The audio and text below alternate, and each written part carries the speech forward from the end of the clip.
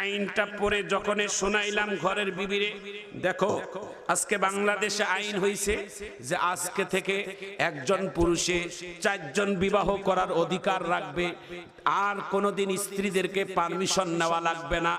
যখন বলছি বলে যখন রাস্তায় আসছি, রাস্তায় আসার পরে দেখি ফোন টেলিফোন বাজতেছে, নিজের বউয়ে আমারে ফোন করে বলতেছে, হুজুর সাহেব শোনেন, আপনার আদালতে, বাংলাদেশের আদালতে আইন করেছে হয়তো স্বামী স্ত্রীর পারমিশন ছাড়া বিয়ে করতে পারবে, তবে বাংলাদেশের আদালত কিন্তু ড্রিল মেশিন ভাঙ্গার কোনো আইন নিষেধ করে নাই।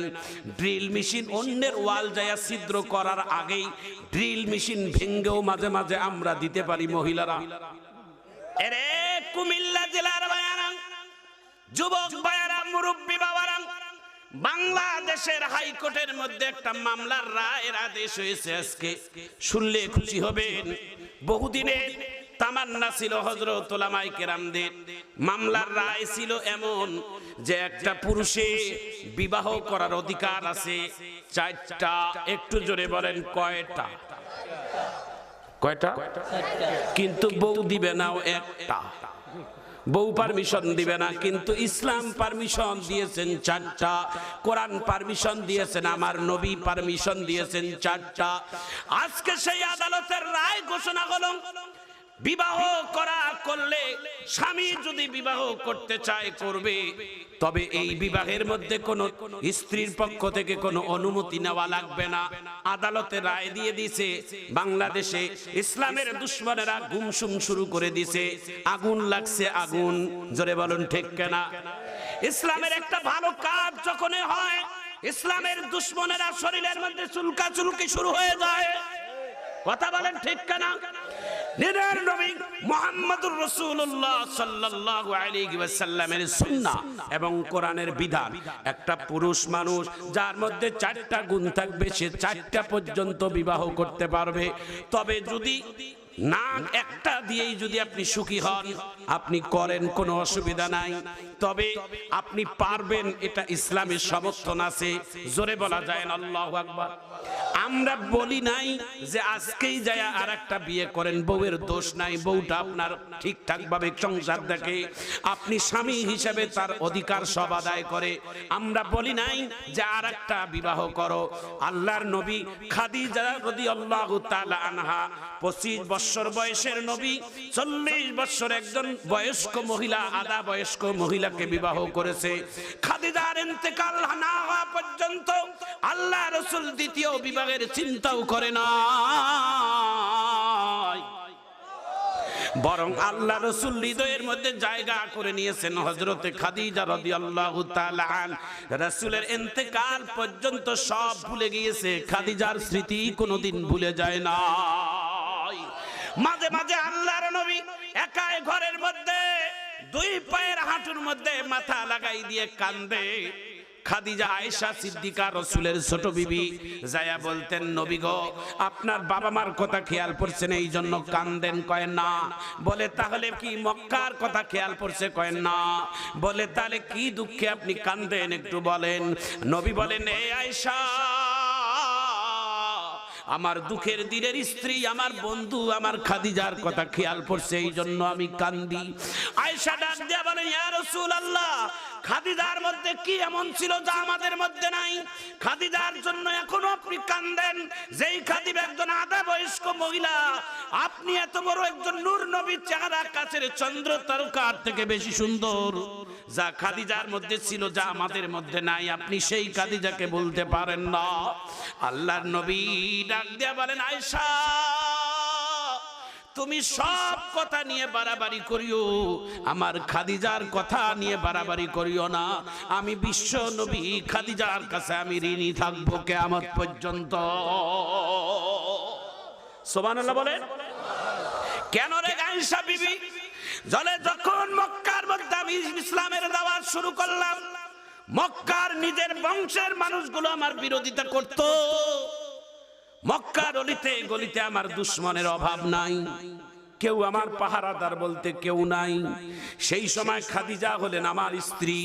মক্কার মধ্যে কয়েকজন বিজনেসের মধ্যে অন্যতম বিজনেসওয়ালা, টাকাওয়ালা, ক্ষমতাওয়ালা, সুবহানাল্লাহ বলেন। অন্য সম্পদের হিসাব দেব না। আল্লাহর নবী খাদিজাকে যখন বিবাহ করেছেন সেই সময় খাদিজার স্বর্ণের ওজন ছিল 40 মনের উপর। দুম্বা উটের কথা, খেজুরের বাগানের কথা এতগুলো বলার টাইম নাই। স্বর্ণের ওজন ছিল 40 মণ। বিশ্ব নবীকে খাদিজা যেই দিন বিবাহ করলেন, বাসর রাত্রে আল্লাহর নবীর পায়ের নিচে খাদিজা সমস্ত গোডাউনের চাবিগুলো আল্লাহর নবীর পায়ের নিচে বিছিয়ে দিয়ে বলে, ইয়া রাসূলুল্লাহ, ইয়া হাবিবাল্লাহ, এতদিন আমি এগুলোর ছিলাম মালিক, আজকে থেকে সব আপনি দেখাশোনা করবেন, যা ইচ্ছা তাই করবেন। আজকে থেকে আমি আপনাকে, আপনার মতো একটা দামি সম্পদ পেয়েছি, এটা আমার। সুবহানাল্লাহ বলেন। এই খাদিজাকে আল্লাহর নবী কেমনে ভুলে বলেন তো? কোন দিনের জন্য আল্লাহর নবীকে ছোট করায় নাই, কোন দিনের জন্য আল্লাহর নবীকে একটা কটু কথা বলেন নাই যে এত সম্পদ আমি আনছি, আপনি আমার সাথে এমন গলা করে কথা বলেন কেন? আছে না নাই? বর্তমান মহিলারা আছে না নাই? এটা মোটরসাইকেল আনছে, এটার যন্ত্রণায় ঘুমাইতে পারি না। কথা কন, ঠিক কন। শ্বশুর বাড়ি থেকে একটা গিফট দিছে, খা। মাঝে মাঝে যদি ঝগড়া লাগে কয় খাট থেকে নামেন। কেন? কই খাটে কার জানেন না? এতিমের লেহেঙ্গায় সাথে সোফায় ঘুমায়। কই সোফাটাও তো আমার বাপের বাড়ি, যেখানে যায় সেটাই শ্বশুর বাড়ি। এখন স্বামী বেচারা চিন্তা করে আর এই ঘরেই থাকবো না, আছে না নাই? আর আল্লাহর নবী, এই মা বোনেরা, আল্লাহর নবীর পহেলা স্ত্রী নাম তার খাদিজা আম্মা। তিনি এত সম্পদ আমার নবীর পায়ের নিচে বিছিয়ে দিয়েছেন। আল্লাহর নবী নিজে কোনোদিন বাজারে যাইয়া একটা শাড়ি কিনে, একটা কাপড় কিনে খাদিজাকে উপহার দেয় নাই। বরংস আল্লাহর নবীর যেই দিন খাদিজা মারা যায় সেই দিন বিশ্ব নবী কেঁদে কেঁদে বলছিলেন, খাদিজা রে, যেই দিন তোমার বিয়ে হয়েছে সেই দিন তুমি কোটি টাকার সম্পদ তোমার, আর আজকে তুমি খাদিজা মারা যাচ্ছ, তোমার পরনের মধ্যে তালিওয়ালা কাপড়, তোমার পরনে এতগুলো তালি, এতগুলো একটা কাপড়ের মধ্যে তালি হয়। আল্লাহর নবী বলছেন, খাদিজা রে, এই জন্য তুমি হচ্ছ, তোমার ঘোষণাটা আমি দেই রে খাদিজা। শোনার পরে জোরে আল্লাহু আকবার বলবেন। এই পৃথিবীতে সমগ্র নবীর উম্মতের এবং আমার নবীর উম্মতের মধ্য থেকে যত মহিলারা জান্নাতে যাবে সবার আগে খাদিজার নামের সিরিয়ালটা থাকবে 1 নম্বর। একটু জোরে কর। 6 জন নারীর সিরিয়াল থাকবে, সিরিয়ালে কিন্তু সবার আগে থাকবেন খাদিজা। ইভেন খাদিজার মেয়ে, পেটের সন্তান নাম তার ফাতেমা। ফাতেমা হবেন সাইয়্যিদাতুন নিসাঈ আহলিল জান্নাহ, মহিলাদের জান্নাতের সর্দারনি।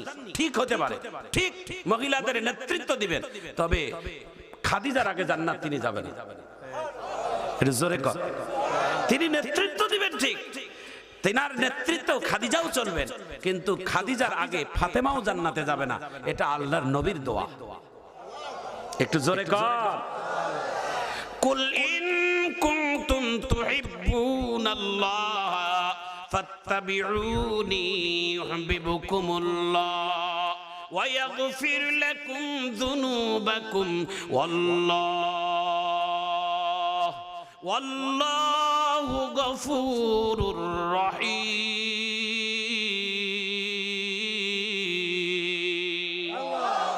রাসূলের বিধান মানিবে যখন, আল্লাহ হবে তোমাদের আপন। এ জগতে সারকি লৌহ কলম সবে হবে তোমাদের আপন। একটু মারহাবা কর না ভাইয়া। এই যুব সমাজ, কথা হবে, চলবে বাজান, একটু জোরে বলেন মারহাবা।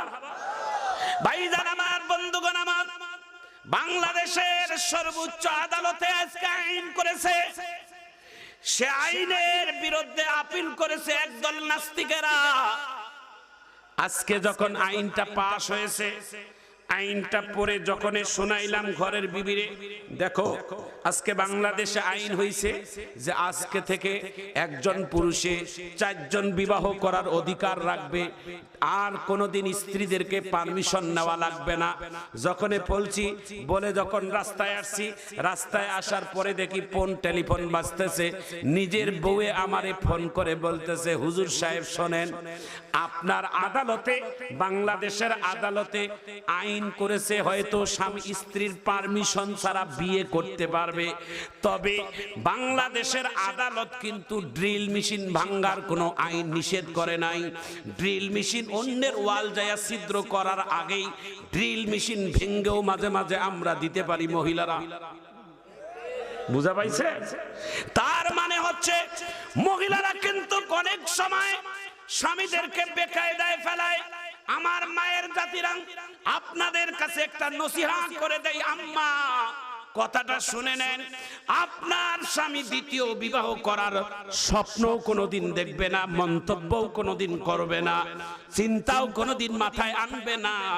এমন মহিলা আপনি যদি আপনার কাজ দিয়ে, আপনার ব্যবহার দিয়ে স্বামীকে সর্ব অবস্থায় সন্তুষ্ট রাখতে পারেন, খুশি রাখতে পারেন, আল্লাহর কসম বাংলাদেশের কোন স্বামী দ্বিতীয় বিবাহ করার কোনোদিন মন্তব্য মাথায় আনবে না। কথা বলেন ঠিক না? বাংলাদেশের বড় একজন আলেম আমেরিকার মাটিতে সফরে গেছে, আমেরিকায় নাম বলছি, তিনি যখন সফরে গেছে সঙ্গে ছিল তার সহধর্মিনী। সাংবাদিকেরা স্ত্রীকে বলছে, প্রথম স্ত্রীকে বলছে, আপনি আপনার স্বামী পৃথিবীর একজন বিশিষ্ট আলেমের মধ্যে অন্যতম আলেম, আপনি একজন স্বামী হিসেবে কেমন পেয়েছেন আপনার মুখ থেকে জানতে চাই। পর্দার আড়াল থেকে মহিলাটা বলছে, আমি আমার স্বামী, তার প্রশংসা আমি এইটুকু করব যে জীবনে কোনোদিন আমাকে 1 গ্লাস পানি আমাকে আদেশ করে নাই, আমাকে দিও। সুবহানাল্লাহ। কে বলছে? স্ত্রী সাংবাদিকদেরকে বলতেছে, আমার স্বামী এত ভালো, জীবনে কোনোদিন আমাকে 1 গ্লাস পানি নেওয়ার আদেশ করে নাই, যে 1 গ্লাস পানি দাও, এটা কোনোদিন আমাকে হুকুম করে নাই। সাংবাদিক কয়, এটা কেমন কথা হলো? বউয়ের কাছ থেকে 1 গ্লাস পানিও চায় না, তাহলে চলে কেমনে? সাংবাদিক চলে গেছে হুজুরের কাছে, যা বলছে, হুজুর আপনার স্ত্রী বলল আপনি নাকি জীবনে 1 গ্লাস পানিও চান না। তখন স্বামী কি বলছে শোনার পর আল্লাহু আকবার বলবেন, স্বামী বলছে, পানি যদি চাওয়ার আগে স্ত্রী যদি তার আগে আমাকে পানি দেয়, তাহলে আমি কেন পানি চাইবো? জোরে কোন আল্লাহু আকবার। সাংবাদিক হা করে দাঁড়ায় আছে, কয় একজন আরেকজনের প্রতি এত গভীরতা, এত ভালোবাসা। একজন বলল জীবনে পানি চায় না, আরেকজন বলে পানি চাওয়ার আগে যদি পানি দেয় তাহলে আমি পানি কেন চাইবো? একটা স্ত্রী যদি তার স্বামীর মনের ভাষা যদি কেউ বোঝে, যে আমার স্বামী এখন কি দরকার, সুবহানাল্লাহ বলে, আমার স্বামীর এখন গরম পানির দরকার না ঠান্ডা পানি দরকার, আমার স্বামীর এখন কি জিনিসের দরকার, এটা যদি কোন নারী বুঝতে পেরে তার আগে যদি স্বামীর সামনে পেশ করে, আল্লাহর কসম করে বলি, ওই স্বামীর হায়াতের জিন্দেগিতে দ্বিতীয় বিয়ে তো দূরের কথা, মাথার মধ্যে পরিকল্পনাও কোনোদিন আনতে পারে না। কথা বলেন ঠিক না? ম্যাক্সিমাম পুরুষেরা দ্বিতীয় বিবাহের চিন্তা করে নারীদের নির্যাতনের শিকার হয়। কথা কন ঠিক না? আরো জোরে বলেন ঠিক না? এজন্য টেনশন করার দরকার নাই মা বোনেরা, আমরা হুজুরেরা আপনাদের বিপক্ষে না। মারহাবা কর। আমরা যে একেবারে বলবো ওয়াজ করে যে বলবো এই যে বিয়ে করো, এইরকম না, চিন্তা করার কোনো দরকার নাই। মারহাবা বলেন। আমার জীবনে বাংলাদেশে এমনও দেখছি, আমার একজন প্রতিবেশী ছিল, মুরব্বী মনে কিছু নেন না, বাজার ওয়াজের কথাগুলো আসতেছে, তো এই প্রতিবেশী ওনার স্ত্রী প্যারালাইসিস হয়ে 7 বছর বসেছিল। মাঝে মাঝে ওনার মা চাচিরা এসে জুয়ান বেটা একটা বিয়ে করতে বলে, কিন্তু ওনাদের একজন আরেকজনের প্রতি খুব গভীরতা, বলছে মা সব কথা বলিও, আমি বিয়ে করব না, এই বউকে আমার সহ্য করতে পারবে না, এখনো বেঁচে আছে, ও যদি দেখে আমার বউ আনছি ও এমনি হার্ট করে মারা যাবে। কিন্তু মাঝে মধ্যে আমরা যাই ইয়ার কি করতাম, বড় ভাবি হবে তো, যা বলতাম ভাবি অনুমতি দেন না, ভাইয়ের এটা বিয়ে দিয়ে নিয়ে আসি, কথা বলতে পারে না, হাতও চলে না, তো এমনি ইশারা দিয়ে কথা মারহাবা কর। মানে মুখের ভাষা নাই, প্যারালাইসিসে অবশ হয়ে গেছে, তারপর হাতের ইঙ্গিত দিয়ে বলে না আমি পারমিশন দেব না। পারমিশন দিবেন না মানে আপনি না খেদমত করতে পারেন না, তার হক আদায় করতে পারেন না, তাও ইশারা দিয়ে বলে আমি বেঁচে থাকতে আমি আমার পারমিশন দেব না। এই বউয়ে এক পা কবরে চলে গেছে, তারপরও স্বামীকে বিবাহ করার পারমিশন দেয় না। তার মানে বাংলাদেশের নারীদের স্বভাবে এমন। চিৎকার দিয়ে জোরে বলুন ঠিক কারণ একজন আরেকজনের ভাগ দিতে চায় না। তবে ইসলামে অধিকার আছে, কোন পুরুষ যদি 4 গুণে গুণান্বিত হয় সে বিবাহ করতে পারবে, তার কোনো গুনাহ হবে না। একটু চিৎকার দিয়ে জোরে কোন আল্লাহু আকবার। কি হযরত, তাই না? তার মধ্যে যদি 4 গুণে গুণান্বিত থাকে, তার মধ্যে 1 নম্বরে হচ্ছে শারীরিক যোগ্যতা। মারহাবা কর। একটা পুরুষের যদি শারীরিক যোগ্যতা থাকে 2 বউকে পালতে করুক। 2 নাম্বার হচ্ছে আর্থিক টাকা, মাল লাগবে। একটা ঘর হলে তো হবে না, কমপক্ষে 2 বউয়ের 2টা রুম অথবা 2টা বাড়ি দিতে হবে। একটা রুমে যদি থাকেন তাহলে গ্যামজাম হবে না, কল্লা কাটাকাটি হবে। 3 নম্বরে হচ্ছেন আপনাকে বিবেচক হতে হবে। আপনি কারো প্রতি বেনসাপ করবেন না। বড় বউ বলে বিবাহ করার পর ছোট বউয়ের আদর ভালোবাসা পেয়ে বড় বউকে ভুলে যাবেন, তা হবে না। আপনার ইনসাফ বলা হতে হবে, সবাইকে সমান অধিকার দিতে হবে, সবার হক সমানভাবে আদায় করতে হবে। বড় বউয়ের জন্য যদি 1 টাকার মিষ্টি আনেন, ছোট বউয়ের জন্য আনতে হবে। কারো জন্য কম, কারো জন্য চুপ করে দেওয়া, এমনটা হবে না। জোরে বলুন ঠিক না? এরকম 4 গুণে গুণান্বিত যার মধ্যে থাকবে সে বিবাহ করার অধিকার আছে। আম্মা জান খাদিজা রাদিয়াল্লাহু তাআলা আনহা কথাটা আমি বলছিলাম, আপনারা একটু ভালো করে শোনেন। আল্লাহর নবী ডাক দিয়া বলেন, কায়সা তোমরা সবাই আমার সুখের দিনের বিবি রে। যে সময় আমার দুশমন নাই সমস্ত ইসলামের পতাকা, যে সময় ইসলামের বিজয়ের পথে, সেই সময়ের স্ত্রী তোমরা আমার। আর খাদিজা আমার বিপদের দিনের বন্ধু। আমি যখন মক্কার মধ্যে চাদর ঢাকা দিয়ে, আমি মাথা ঢাকা দিয়ে বেড়াইতাম, ইসলামের দাওয়াত দিতে প্রকাশ্যে পারতাম না রে আয়েশা। আমি বিশ্ব নবী, আমি ওই হীরা পর্বতের গুহায় যখন আমি চড়তাম, 2500 ফিট উঁচা পাহাড়, ওই পাহাড়ের মধ্যে আমি 37 থেকে 40 বছর টানা 3 বছর আমি চড়ছিলাম রে আয়েশা, আল্লাহর কাছে ওই পাবার জন্য। ওই পাহাড়ের মধ্যে আমার বিবি খাদিজা, মক্কার মধ্যে তার বাড়িতে কাজ কামের লোক কম নাই, চাকর চাকরিনী দিয়া ভরা।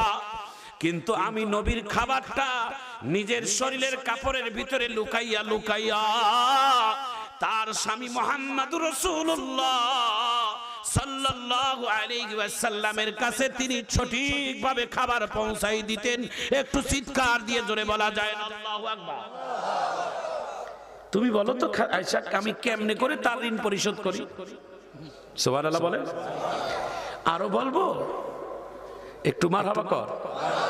আরো বলবো আয়েশা, তুমি তাকে আরো কিছু শুনবা? বলে একটু বলেন তো, ভালো লাগে তো। ভালো লাগে না আপনাদের? একটু জোরে মারহাবা বলেন না ভাইয়া, আরো জোরে বলেন মারহাবা। এরে আয়েশা, মক্কার মধ্যে যদি কোটিপতিদের লিস্টের মধ্যে থাকে, তার মধ্যে 1 নাম্বার লিস্টে থাকবেন আমার খাদিজা। ওই খাদিজারে আমি জীবনেও কোনোদিন একটা মার্কেট থেকে নতুন কাপড়ও কিনে দেই নাই রে খাদিজা। সেই খাদিজা যেই দিন মারা যায়, সেই খাদিজার কত বড় ভাগ্য। খাদিজার 2 পায়ের, খাদিজার মাথাটা আমি নবীর 2 পায়ের উরাদের মাথার বালিশ বানিয়ে দিয়েছি। সেই দিন খাদিজা আমার চেহারার দিকে চেহারা দেখে কান্দে। আমি প্রশ্ন করছিলাম, খাদিজা তুমি আমার চেহারা দেখে কেন কান্দো? খাদিজা উত্তর দিয়েছে, নবীজি আপনার নুরানি চেহারা দেখে আমি তৃপ্তি মিটাইতে পারলাম না। এই দুনিয়া আপনার চেহারা দেখে আমার তৃপ্তি মিটাইতে পারলাম না। শেষ দেখাটা দেখে নেই, আপনি জান্নাতের ভিতরে আমার সাথে দেখা হবে। একটু চিৎকার দিয়ে জোরে বলা যায় না আল্লাহু আকবার। খাদিজা তোমার কাছে আমি ঋণী, আমি বিশ্ব নবী তোমার কাছে ঋণী থাকলাম। তোমার সম্পদ, তোমার ব্যয়, তোমার ভালোবাসার কাছে আমি ঋণী হলাম। একটু চাইলে আমি তোমার কিছু ঋণ পরিশোধ করে দিতাম রে খাদিজা।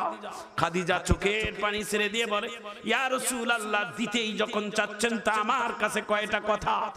এক নাম্বার কথা, আমি খাদিজা মারা যাওয়ার পর বাজারের নতুন কোন সাদা কাপড়ের কাপড় কিনে আমার দাফন করাবেন না। আপনি পরনের কাপড়, আপনার যেই কাপড় আপনার নবীর শরীরের মধ্যে লাগা ছিল, আপনার নবীর ঘাম, নবীর শরীরের গন্ধ যেই কাপড়ের মধ্যে লাগা ছিল, ওই কাপড়টাই দিয়ে আমারে কাফন করাবেন। 2 নম্বর, মানুষ মারা গেলে আপন জনেরাই কবরে নামে, আপনি নবী আমার আপন, আপনি কবরে নামবেন। 3 নম্বর, সবাই মাটি দিয়ে কবর থেকে চলে যাবে, আপনি নবী কবর থেকে যাবেন না। বলে কেন?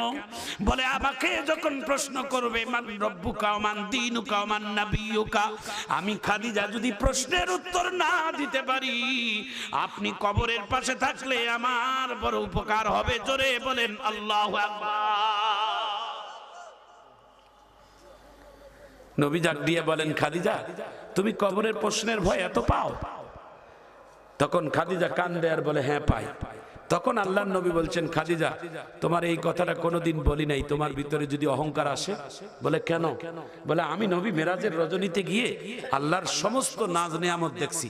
তা আল্লাহর জান্নাত যখন আমি ভ্রমণ করতেছিলাম, সব থেকে ভালো একটা বিল্ডিং, ভালো একটা ভবন আমার চোখে ধরা পড়ছিল। আমি আল্লাহর ফেরেশতা জিবরাইলকে বলছিলাম, এত সুন্দর এই বিল্ডিংটা কার জন্য আল্লাহ বানাইছে? আল্লাহর নবী ডাক দিয়ে, জিবরাইল ডাক দিয়ে বলে, ওগো নবী, জান্নাতের প্রত্যেকটা ভবনের উপরের মধ্যে লেখা থাকে এটা কার ভিলা। সুবহানাল্লাহ, বাড়ি যে কোন আর জান্নাতের প্রত্যেকটা আপনারা বাড়ি বানাইয়া 10 লাখ টাকার বাড়ি বানাইয়া যদি দিতে পারেন সরকার ভিলা, হাজি ভিলা, গাজী ভিলা, তারপরে সলিমউদ্দিন ভিলা, তাহলে আল্লাহর জান্নাতের ভিলার মধ্যে কি নাম লেখা থাকবে না? সুবহানাল্লাহ, একটু জোরে কর না ভাই। আল্লাহর ফেরেশতা জিবরাইল ডাক দিয়ে বলে, নবী গো, জান্নাতের বিল্ডিংটা কার? এটা যদি দেখতে চান উপরে দেখেন লেখা আছে কার? তো লেখা আছে কিং খাদিজা। একটু জোরে কর, এটা খাদিজা। আল্লাহর নবী বলে, খাদিজা, এই জিবরাইল এটা কোন খাদিজা? কই এখনো আপনার সন্দেহ, আপনার খাদিজা কয়জন? বলে আমার বিবি খাদিজা। কয় হ্যাঁ। কই আমার খাদিজার জান্নাতের সামনে আমি আল্লাহর নবী দাঁড়িয়ে গেলাম। একটু জোরে কর না ভাই। বলে হ্যাঁ, এটা আপনার বিবি খাদিজার জন্য আল্লাহ তাআলা এই জান্নাতের রুমটা বরাদ্দ করছে, আপনি এটা খাদিজার জন্য আপনি দেখিলেন। একটু চিৎকার দিয়ে জোরে কর সুবহানাল্লাহ। খাদিজাকে মৃত্যুর আগে আল্লাহর নবী সুসংবাদ দিয়েছেন, খাদিজা রে, এই খাদিজা, আমি নবী নিজের চোখে জান্নাতের বিল্ডিং আমি দেখে আসছি রে খাদিজা। বলি নাই এতদিন, মৃত্যুর সময় তোমার সুখবর দিয়ে দেই, মরার সঙ্গে সঙ্গে ওই জান্নাতের বিল্ডিংটাই তুমি যাবা। একটু জোরে কর, আরো জোরে কর। আহা, এই খাদিজা এত বিশাল অর্জন করলো কেমনে? তুমিও মেয়ে, তুমিও খাদিজা বাংলাদেশের, উনিও খাদিজা। সুবহানাল্লাহ বলেন। 2 খাদিজার মধ্যে আসমান জমিন ডিস্টেন্স। সুবহানাল্লাহ বলেন। যেই খাদিজা কোটি কোটি টাকা বিলীন করে দিল, মৃত্যুর সময় কাপড়ের মধ্যে তালি নিয়ে কবরে গেল, ওই খাদিজা এত বড় সম্পদ থাকা সত্ত্বেও আল্লাহর নবীকে কোনোদিন আঘাত দেয় নাই। আর তুমি খাদিজা 1 বিঘা জমি আনছো বলে সারা জীবন স্বামীকে খাট থেকে সোফা, সোফা থেকে খাট, বাড়ি থেকে অমুক জায়গা তুমি ধরে বেড়াও চটকাই চটকাই। তাহলে বোঝো তুমি কয় নম্বরের খাদিজা? জোরে বলুন ঠিক কেনা? আম্মা, আমি তোমাকে খাটো করার জন্য আমি আসি নাই মা। ও মা, আমি তো তোমার মতো মায়ের পেট থেকে একটা আশা সন্তান। তুমি যেমন একটা সন্তান জন্ম দিয়েছো, আমিও তো একটা মায়ের পেট থেকে আসছি। নবী আলাইহিস সালাতু সালাম বলেন, আল জান্নাতু তাহতা আকদামিল উম্মাহাত, মায়ের পদতলে সন্তানের জান্নাত।